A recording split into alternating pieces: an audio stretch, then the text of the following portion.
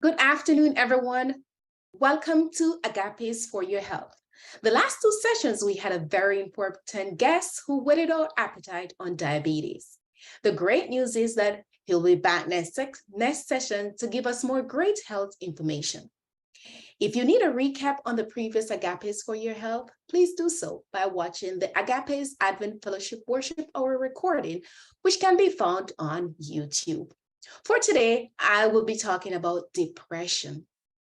So depression is likened to the common cold. We call it the common cold of mental health.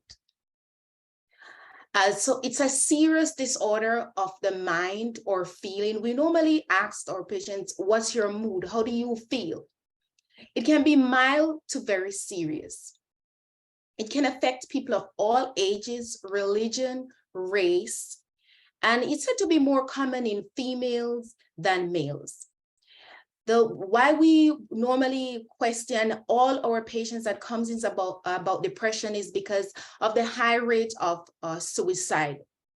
It's such as you wanting or feeling that you'd hurt yourself.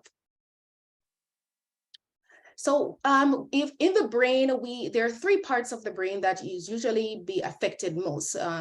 The amygdala, which controls emotions such as anger, pleasure, sorrow, fear, or even sexual arousal. It's involved in depression. When this chemical is increased in your brain, it can cause you to feel very sad and be clinically depressed. And even after we see our patients recover from depression, this chemical is normally always suppressed. The other part of the brain we will talk about is the thalamus, which is that immediate part of the brain. It controls speech, behaviors, and reaction, movement, thinking, and learning, and unpleasant and unpleasant feelings. And how this is in depression is because when this chemical is suppressed in the brain, we can develop feelings of not feeling as we used to. We call it feeling down. The hippocampus of the brain, which it's found in the lateral aspect of the brain, this controls like long-term memory, recollections, and it also helps to register fear. So we'll always see our patients suffering from depression, always suffering from fear. And the hippocampus in the brain is normally smaller in persons who are depressed, and over time it impairs nerve cell growths in the brain. So some of the chemicals that we will normally see affected in the brain is acetylcholine, which controls memory, learning, and recall. There's another chemical in the brain, which is the serotonin. This controls your sleep, your appetite, your mood, your pain.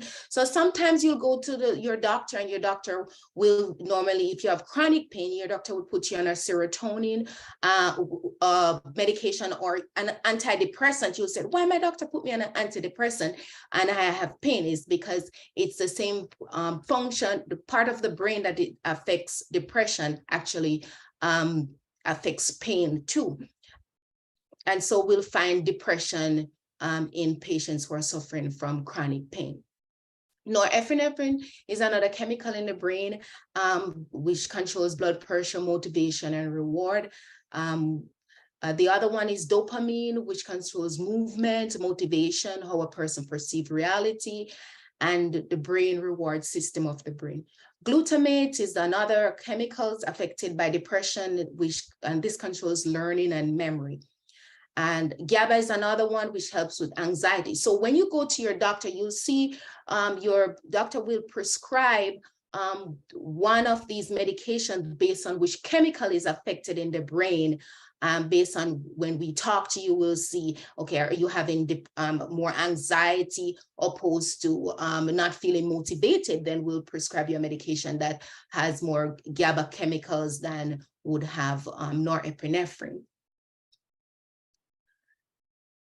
Okay, so some causes that we see patients suffering from depression, have persons who are demented, have hypothyroidism, anemic. We always see depression in these patients. Some persons who are suffering from drug abuse, schizophrenia, overuse of alcohol.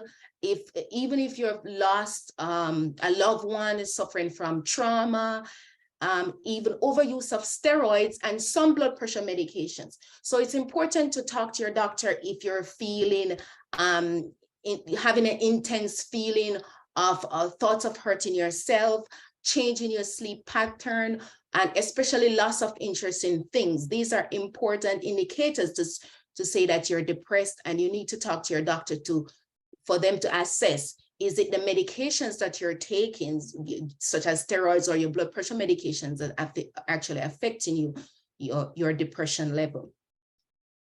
I recommend you talk to your doctor. Always talk to your doctor, even if sometimes it doesn't make sense. Continue to talk to your doctor. Express how you're feeling. Do you want to hear more on depression? I would invite you to join us next time right here, when we will discuss more on the treatment and the treatment options of depression. If you have any questions on today's topic or any other health-related questions, please feel free to email me at info@AgapeAdventFellowship.church. Thank you. Have a great day. See you next time on Agape's For Your Health.